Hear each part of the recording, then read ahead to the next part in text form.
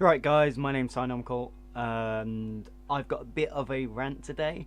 I've just been looking at a few different games I might want to play, and I recently went to Insomnia 64, and there was a few games there as well that I was a bit, bit iffy just to buy straight out of the gate. But as soon as I went there, it was, night and day.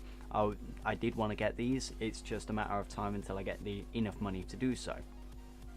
Now, one of those games in particular is Dirt Rally 2.0. Now, I've played quite a few Dirts. I've played Colin McRae's Dirt, the original one. I've played Dirt 3. I've played Dirt 4 to an extent. Then I've played Dirt Rally 1. And I want to play Dirt Rally 2.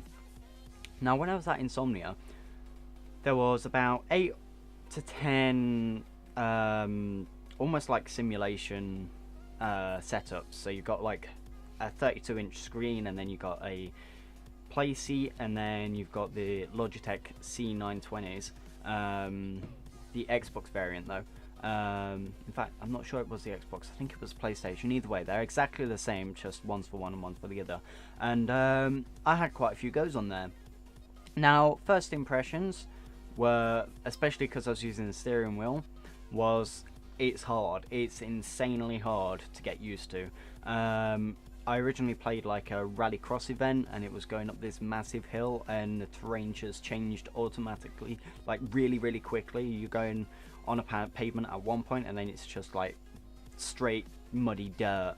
But it was interesting. It really sort of encaptivated me into the game and made me literally want to buy it. Now, I spent about probably about 45 minutes on my first slot there. Like, there wasn't a particular time frame you could be there. It's just I initially had a race on, I think it was just a normal track, like a solid paved track, and that took me about 10-15 minutes in playtime. And I was playing through that. I was trying to get used to the steering wheel at that point, but then I noticed that if you literally hold on to the steering wheel and you're trying to turn it like that, there comes a point where you're just spinning off. You're spinning off and you're crashing because you're not gentle enough with that. And later on, I learned that you've got to be a little more gentle with it, not hold it too much, and then just, feed it into the corners as such. And definitely don't go too fast around bends, because you will crash. Unlike a controller, where you can literally just, change the direction you're going quickly like that. You've literally got to full circle it and then spin it back, and that would take a bit of getting used to, but it was enjoyable. Now, then I went and set up a 3-stage event, and I was using an Austin Mini at this point, and it was in that really dirt cross rallycross event, that kind of one. And I played through the first one. I kept crashing a ton. Literally every couple of corners I'd just be crashing into the walls, into the side and everything. The window screen, smashed, and I was playing in first person perspective because, I had a steering wheel, and it kind of made a lot more sense instead of having the overlook viewpoint. And I was just playing through that, and I thought, this is really good. You can see what you're doing all of the time. If you crash, it's your fault that you can't see through the mirror, window screen. And yeah, it was just a fun experience. And then I noticed, the first race took me about 15 minutes because of the amount of crashes I was taking. Then the second race, this is when I started, the game's development side of me came out. Like, this is when I started to notice some of the actual gameplay mechanics they've implemented into the game. So if you're doing a series, the games after your previous race and your state of your car affects how the game plays in the next race and so forth. So how I was crashing an awful lot in the first race, well, the second race my car was steaming, the mirror was still, the windscreen was still smashed, and it was an awful lot slower than it was before. Now, at first I didn't notice too much. I just felt, oh, I'm a bit more used to this now. I can actually go round corners properly because it was a little bit slower. Now, at first I did think it was just, you know, the Mini, because it's a slow car relative to, you know, the newer cars nowadays. And it was trying to go up these massive steep hills. But anyway, it got like halfway through the race. I noticed that I wasn't crashing as much, but I was going around these corners like perfectly fine. I don't think I crashed to a point yet. And then I noticed that the lobby leader was like 1 or 2 checkpoints ahead of me. And I was like, that's a bit funny, because I'm literally going as fast as I can here. Like, my foot was straight down on the pedal, and I was going as fast as I can around these corners. And I was still losing, you know, a time difference. And then I realised after that that there is a mechanic in the game where if you crash, it literally damages the car itself, and it carries through to the next race and the next race, so forth. And I found that really cool, because it got to the point, middle of the race, where my Mini was chugging up the hill and then it just stopped and rolled back down. I found that hilarious, because it's a learning curve. It's a learning curve to get you, you know, into the game, and you learn in the game, especially if you're using the steering wheel. There's an awful lot to learn. And once you do that, you can finish a race, and then from there you can start getting faster at the race, and so on. And, you know, it's just a good game development point, right? Well, anyway, here goes my little rant. I was just looking on like on CD keys, because I spoke to the guy who was repping Dirt 2 at Insomnia, and Dirt Rally 2, sorry. And I asked him, where should I pick, you know, Dirt Rally up from, because these games in particular tend to keep their price, and I'm not really down for spending like 50 quid on a game, especially in today's current market. So if I can spend 15-20 quid less on it, I'm going to. So I asked the guy, where would you recommend buying this from, because I do have an Xbox, a PlayStation, a Switch for that matter, but I don't think it's on there, and I also have a PC. I really just do want to buy it on the PC, because, you know, it's a nice platform to, you know, use the steering wheel and everything on. It's got a huge compatibility list and what you can and cannot use. And he mentioned, obviously, as an employee of Codemasters, I have to say you've got to purchase it on Steam. However, being a realist, I'd purchase on something like CD Keys or something. And I says, yeah, that's normally where I get my keys from. And he's like, yeah, the price is typically an awful lot lower than what it is on Steam, because Steam, you hardly get many sales, especially for Codemaster games. Now, if we just go to CD Keys, and if we just type Dirt Rally 2.0, we search that up, we get Dirt Rally 2.0 PC DLC for 49p. We get Dirt Rally 2.0 Deluxe Edition PC for $47.99, and that's 26% off. And then we get Dirt Rally 2.0 PC minus 56% off.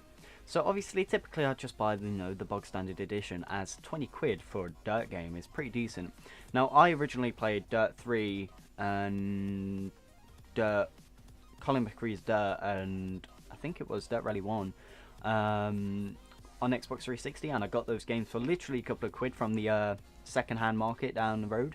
But anyway, Dirt Rally 2.0 PC, platform Steam, region global, and social, you know, you don't need to know about that, but it's minus 56%, and you got a crap ton of languages there, and, you know, you can pay with PayPal, and you can see here, like, it's normally 45 quid, and it's only 20 quid here.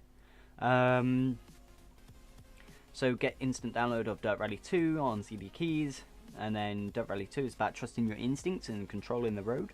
Prepare to take on iconic rally tracks from around the world in most powerful off-road vehicles. Yeah, I can agree with that, because at one point I was playing with the Audi R8, which is more of a track car than anything else, but it was amazing.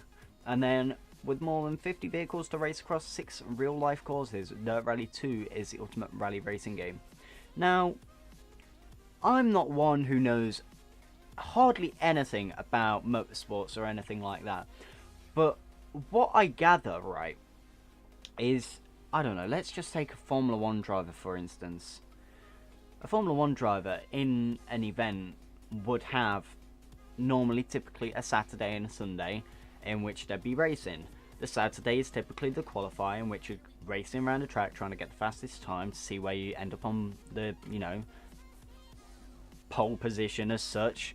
And day number 2, which is typically the Sunday, you actually go for the race and you try and stay in front as long as you can, right?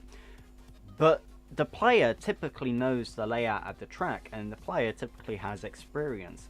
Now, I was watching a video the other day, I'll probably link it in the description if I can find it, but they were on about, racing games and, inputs and everything from, a standard controller. He was using a PS3 controller at the start, to full-on simulation, like proper seat moving, VR style simulation rig. And the actual documentary as such, it's only like 20 minutes, but it's really interesting. They speak to quite a lot of drivers, and they detail that because you haven't got that, G-force as such on a basic rig, something you get like the Logitech C920, no, not C920, the G920, what is it? Yeah, the G920, something like that. Because you don't get like the G-force as such, you visually feel like learn how speed works, that kind of thing. So when you're going in the corner, you see how fast you are instead of hearing it and feeling it as such, because that's typically what you get from actually being in a vehicle, is what these guys were saying. And it's things like that that for me make a game interesting, like actually physically trying to learn the game and the tracks in which it's held and the cars, because each car is going to react differently in different setups.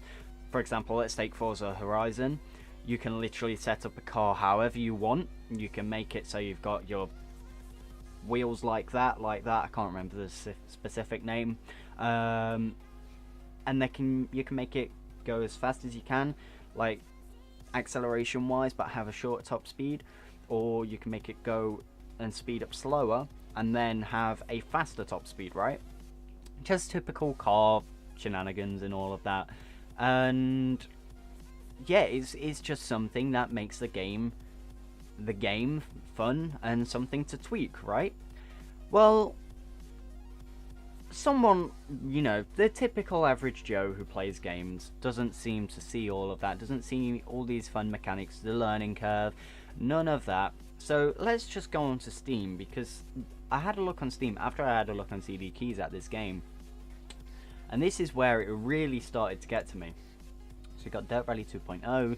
Dirt Rally 2.0 dares you to carve your way through a selection of iconic rally locations from across the globe, the most powerful off-road vehicles ever made, knowing that the smallest mistake could end your stage, in which I found out at Insomnia that is very true. Now, it was released on the 26th of February 2019, and obviously the developer and publisher is Codemasters, a British company. So here you have your Dirt Rally 2.0 at 45 quid, which, is 20 quid on CD Keys. Dirt Rally 2.0 Deluxe, 65 quid here. I think it was 40 on CD Keys. And then obviously you can get your little, your little content packs here. Yeah, your little cars here. Sweden Rally, right, just want to note, Sweden Rally location, £3. £3 isn't really going to break the bank at all. Well, anyway, that's about the game. I'm not going to read too much into that because, I've given my thoughts and opinions on this so far. So the system requirements requires, Windows 7, 8 or 10, 64-bit, an i3 2130. They're really old, so literally anything can handle this. 8GB of RAM, NVIDIA 650 Ti. I think most people have got, those requirements. 50GB of space, and then recommended is the Ryzen 5 2600X, which is the CPU I've got. 8GB of RAM, Vega 56 or GTX 1070. No, I have a 1050 Ti, and I run Forza Horizon 4 just fine, and that's more open world, so this is going to be perfectly fine. Well, anyway, let's go down to some of the reviews. Dirt Rally. The title that defined a franchise. It gave us, the fans, exactly what we wanted and more. It was such a pleasing surprise. Codemasters have gone to developing simulation-based races rather than their usual arcade games. Then Dirt Rally 2.0 came along. Guys, you'll never guess what's going to happen next.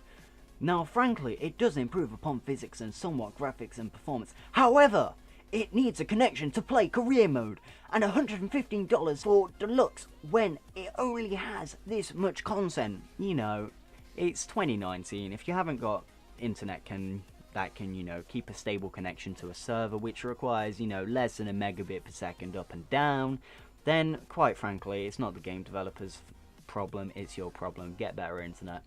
Oh yeah, and there's no hill climb, like at all. Newsflash.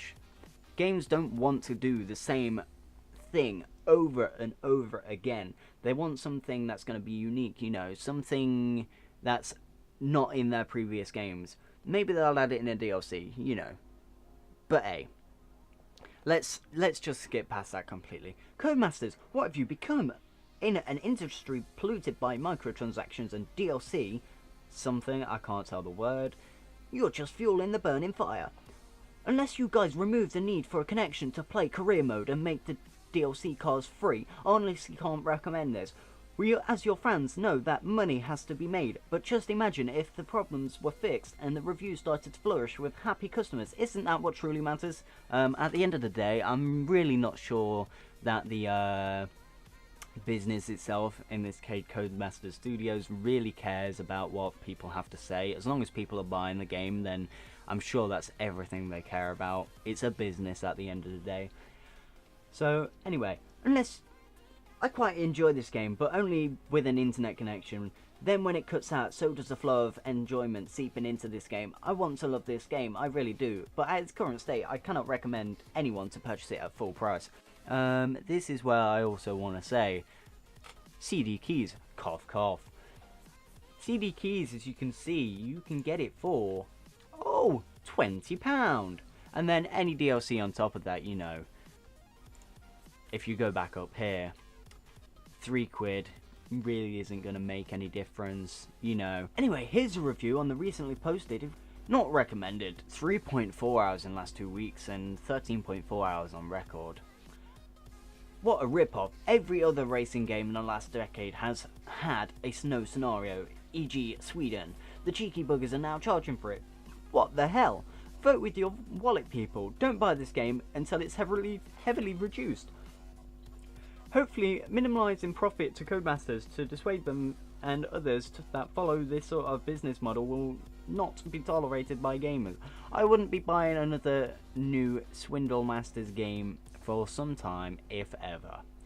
If you want to buy better cars early on to progress through the game quicker, fair enough. But to charge for locations is appalling, in my honest opinion. Now, again, Sweden is £3, right? Let's just go to Call of Duty for a second. I know they're completely unrelated games. They charged a singular pound for a reticle, for a red dot, a singular few amalgamations of a pixel on a screen to put on a site. Now, if you're saying £3 for a level is bad, then I think you got your priorities wrong here. I mean, you can go shit on another developer, but definitely not Codemasters in this case, because what I can see is they're offering great value, in all honesty. I mean, I'm still to buy the game and to play the game for several hours on end, but from what I've experienced in the past, well, I've probably played about 2 hours in it. What I've experienced is actually a really good game. And for you to say, vote with your wallet, again, if you were sensible, you would buy the game off a site like CD Keys. Just saying. Either way, those are my thoughts and opinions on the game, along with some reviews that have really annoyed me. So yeah, they're just my reviews. Once I've finally bought the game and got, you know, racing sim wheel and played a fair amount on the game, I'll post another video on this. But yeah, I think that's all from me today. If you guys like this video, hit the like button. If you dislike, comment down below on what you thought, and I shall see you guys in the next video. But for now, that's everything. I shall see you guys whenever. Goodbye.